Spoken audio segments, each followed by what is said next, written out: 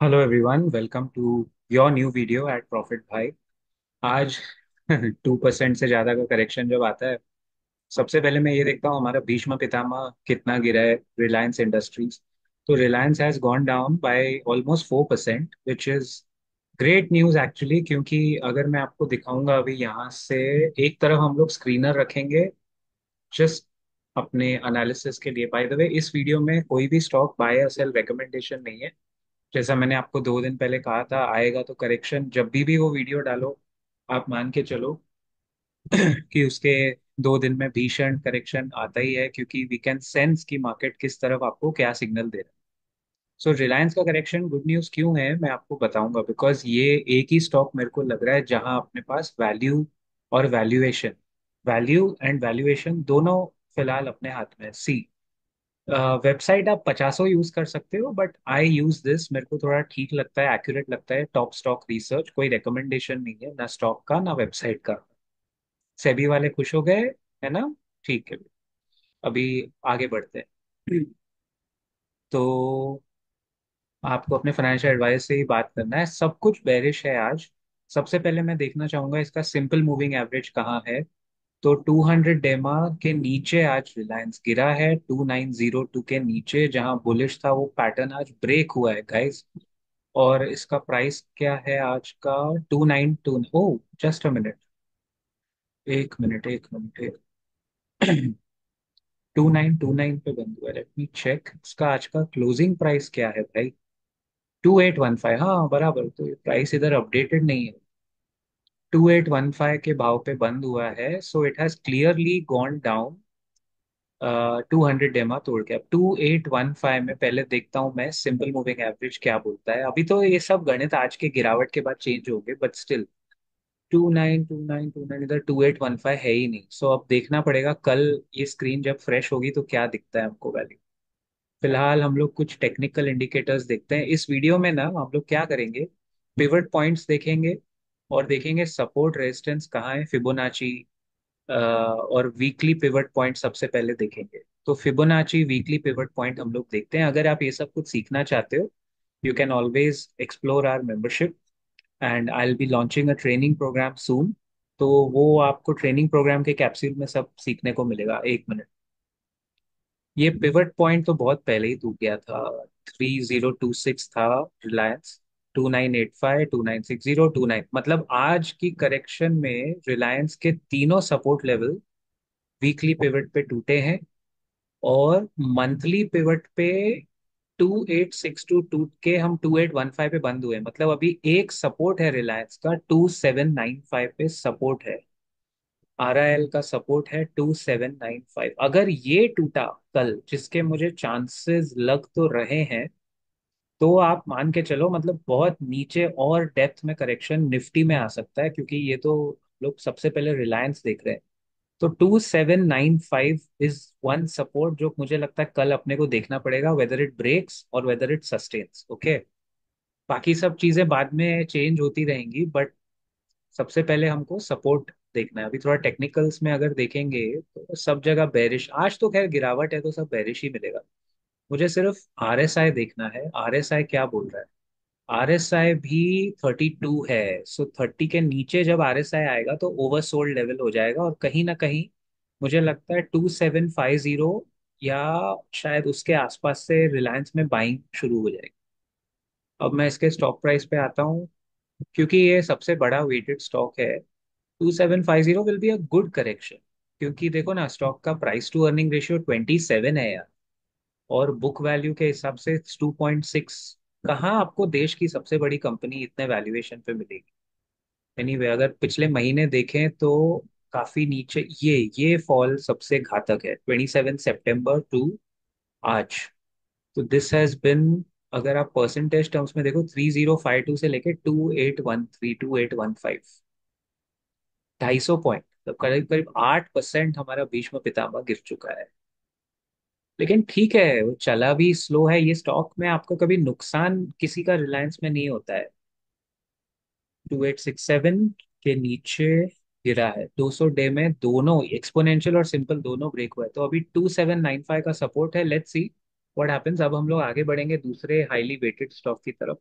मैं यूजुअली ऐसे ही करता हूँ जब निफ्टी गिरने लगता है ना, तो अभी तो 2% गिरा है गाइस। अभी आस्ते आस्ते देखो, जो कमजोर कड़ी है, कमजोर ट्रेडर्स है, वो साफ होते जाएंगे। अगर निफ्टी ज्यादा गिरेगा, मैंने तो आपको सब कुछ 2-3 दिन पहले ही बताया था। यहाँ सब कुछ पहले ही बताने के बाद भी अगर लोग अटके रहेंगे तो क्या फायदा। आई टोल्ड यू ना, जब मेरा वो वीडियो आएगा आएगा तो करेक्शन ही। तो उसके बाद आप समझ के चलो। एंड अगर ओवर कॉन्फिडेंस दिखता है तो ओवर कॉन्फिडेंस नहीं है, ये कॉन्फिडेंस है और एक्सपीरियंस है गाइस। कि क्यों ऐसे होता है, मार्केट में वॉल्यूम कितनी सारी 50 तरह की चीजें देखनी पड़ती है तब समझ में आता है। एनीवे, HDFC बैंक भी आज 2.5% गिरा है, जो इसके लिए काफी है। अब मैं यूजुअली सिंपल मूविंग एवरेज पहले देखता हूँ, एक्सपोनेंशियल बहुत कम केसेस में देखता हूँ। तो इसका आज का प्राइस है 1682, is a very interesting level. तो ये 1682 के बाद देखो, सिंपल मूविंग एवरेज में HDFC बैंक में आपको दिख रहा है कि 50 डे मूविंग एवरेज है 1657, और 20 डे के बीच में ये झूल रहा है 1701। यानी कल अगर इसको सपोर्ट लेना है तो अगले 2-3 दिन में ये या तो यहाँ 1657 या यहाँ सपोर्ट ले ले HDFC बैंक। और अगर ये दो, मेरे को लगता है ये दोनों तो नहीं टूटेंगे, मेरे को लगता है यहाँ सपोर्ट लेगा, बिकॉज यहाँ पैटर्न आज भी बुलिश है। 1657 पे HDFC बैंक में अभी भी बुलिश पैटर्न है, so this should be a great support level again, है ना। और अगर ये टूटा तो फिर हम लोग 1622 और फिर उसके पीछे। बट मुश्किल है, मेरे को लगता है अभी और 3% 4% के बाद में इधर आके वो थोड़ा झूल सकता है स्टॉक और सपोर्ट ले सकता है। 1657 is the 50 day moving average पे सपोर्ट आइडियली लेना चाहिए स्टॉक। अब इसका भी वैल्यूएशन देखो ना भाई, 2.5 2.6 का सेम बुक वैल्यू है, स्टॉक का पी रेशियो 18 है। हाँ, बैंकिंग में इससे ज्यादा अंडर वैल्यूड एक्सेस है, लेकिन बड़ा स्टॉक तो HDFC बैंक ही है ना। आज देखो मार्केट कैप, देखो आप बैंक का साइज आपको पता चलेगा। 12 लाख करोड़ का मार्केट कैप है, और नेक्स्ट ICICI 8.8 लाख करोड़। मतलब इन दोनों फर्स्ट और सेकंड के बीच में 50% का gap है। ICICI has to grow 50% of its entire market cap to reach HDFC. It is impossible. और अगर मैं आपको सीतारमन बैंक ऑफ इंडिया दिखाऊं तो ये तो मेरे कभी भी लिस्ट में होता नहीं है, बिकॉज ये सरकारी बैंक है, अच्छा है, ठीक है, लेकिन अपने को समझ में नहीं आता है यार। इसका मार्केट कैप देखो ना, this is half half of almost half of HDFC bank almost. चलो व्हाट, ये तो डबल होएगा तब जाके पूरा state bank of India HDFC का मार्केट कैप में आता है। अब देखते हैं एक और जिसपे मेरी नजर होती है ना, वो मैं आपको दिखाता हूँ। AU स्मॉल फाइनेंस बैंक देखते हैं। इसमें आज करेक्शन आया नहीं। देखो आज की गिरावट में जो स्टॉक स्ट्रॉन्ग खड़े हुए हैं ना, वो देखने में ज्यादा मजा आएगा, क्योंकि इतना भीषण करेक्शन है। और AU बैंक अगर नहीं गिर रहा है ना, तो this is rare. AU bank जैसे स्टॉक के लिए थोड़ा रेयर है, क्योंकि इसको मैंने बहुत, क्या बोलते हैं, आई हैव लिटरली इसको घोल घोल के मैंने पिया हुआ है AU बैंक को। हर गिरावट में मैंने बहुत स्टडी किया है इसको, because this stock has some totally different pattern, बहुत विचित्र पैटर्न इसने बनाए थे। कभी कभी एक दिन में 15% गिर जाता है, फिर कभी चलने का टाइम होगा तो एक दिन ऐसा आएगा 10% चल जाएगा, सर्किट मार मार के। देखो क्या खतरनाक मूविंग एवरेज है। इतने नेगेटिविटी में भी गाइस इसका सिंपल मूविंग एवरेज देखो, सब जगह सपोर्ट है और बुलिश सिग्नल है। I am sure you can see my screen कि खतरनाक बुलिश मोमेंटम है stock. I mean this is quite rare actually as we speak. So something interesting is building here.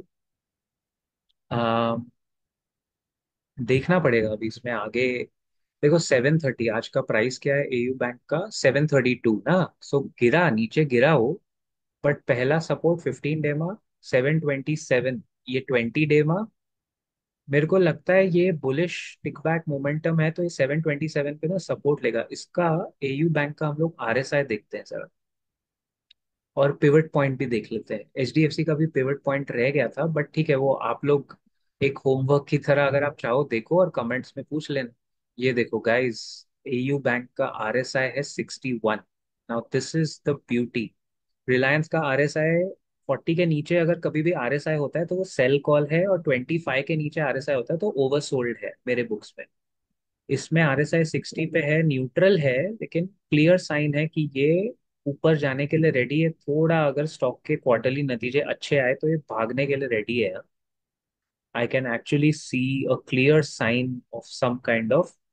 भाई अभी बाजार में कुछ भी हो सकता है, कोई रिकमेंडेशन इस लेवल पे तो नहीं है, लेकिन ऐसे स्टॉक्स में एक्सटर्नल रीजन की वजह से, क्योंकि रेट कट होने वाला है, रेट कट का बेनिफिशियरी एयू बैंक सबसे पहले होगा। हर फाइनेंस कंपनी, एनबीएफसी बैंक होगी। तो मैं बिल्कुल नहीं कहूंगा इस वक्त बाइंग, तो मेरे को बिल्कुल नहीं लगता किसी को भी करनी की सोचनी भी नहीं चाहिए। थोड़ा wait it out. Fresh capital का टाइम ये वैसे भी नहीं है। अभी इसका पिवट लेवल देखें। पिवट लेवल्स में हमेशा आपको डेली और वीकली में, मैं डेली से ज्यादा मैं वीकली देखना प्रेफर करता हूँ। फिबोनाची ये वाला कॉलम हम लोग देखते हैं, तो पर्सनली मैं देखता हूँ। 725 सपोर्ट, वेरी गुड। तो ये पिवट पॉइंट पे ही जाके आज बंद हुआ है, क्या बात है। और काफी दिन से ये पिवट पॉइंट को छोड़ नहीं रहा है। देखो 732 पिवट है, वीकली पिवट, और ये बराबर 732 पे क्लोजिंग दे रहा है। काफी टाइम नीचे गिरता है बट यहाँ सपोर्ट लेता है। आज भी I think it went down, but मेरे को लगता है सपोर्ट वन पे ही ये सपोर्ट ले रहा था। तो इसका मतलब है कि थोड़ा मोमेंटम अगर आया, एक बार इसने ये 743, ये R2 तोड़ा, और अगर R3 तोड़ा ना, फिर ये ब्लू स्काई टेरिटरी में जाएगा। मतलब इतने गिरावट में भी मैं बोल रहा हूँ कि कुछ कुछ स्टॉक्स हैं जो लगते हैं।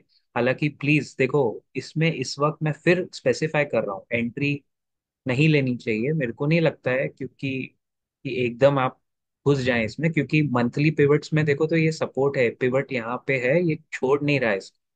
बट हाँ, एक चीज बोल सकता हूँ, एयू बैंक में करेक्शन आया भी तो वो कहीं ना कहीं, इसका हमने 200 डेमा देखा था क्या, एयू बैंक का मूविंग एवरेज। अगर इसमें करेक्शन आया भी तो इसका 200 एमा किधर है। सब बुलिश मोमेंटम है। 200 एमा है 656, मतलब आप ये मान के चलो, अगर कोई करेक्शन में 656 के लेवल तक प्रिपेयर्ड है कि ठीक है, 732 है ना, I am prepared to take a 10% correction in AU bank, तभी आपको। क्योंकि वर्स्ट केस सिनारियो में एयू बैंक में क्या होगा, वर्स्ट केस में ये 650 तक आएगा, और 200 डेमा पे वर्स्ट केस में। मुझे तो लग रहा है ये 20 डेमा पे इधर ही सपोर्ट ले लेगा, बट वर्स्ट केस में ये इधर आके सपोर्ट लेगा। So this was just I mean indicating video for you कि बाजार में जब इतनी गिरावट आए तो उसको कैसे टैकल करें, क्या देखें। एंड इस तरह हम लोग डेली बेसिस पे थोड़ा थोड़ा करके देखना चाहिए। क्योंकि जब देखो रिलायंस जब 4-5% गिरता है ना सब्सक्राइबर्स, तो अपने को देखना चाहिए कि कहाँ जाके वो रुकेगा। इस वक्त मुझे अगर कोई perfect buy on dips candidate दिख रहा है तो वो सिर्फ और सिर्फ और सिर्फ रिलायंस है। लेकिन अभी नहीं, अभी वेट करते हैं, देखते हैं कहाँ तक जाके वो रुकता है। क्योंकि रिलायंस क्या करेगा, रुकेगा, आपको मौका देगा वो। It will give you a chance to buy. घाई नहीं करनी है। It's a good time to sit on cash. मैं काफी टाइम से बोल रहा हूँ मार्केट ओवर हीटेड था, बट करेक्शन आने के लिए कोई ना कोई जियोपॉलिटिकल फैक्टर ही उसको लेके आ सकता, तो आ गया। आपको मिलता हूँ अगले वीडियो में, तब तक जय हिंद, जय महाराष्ट्र।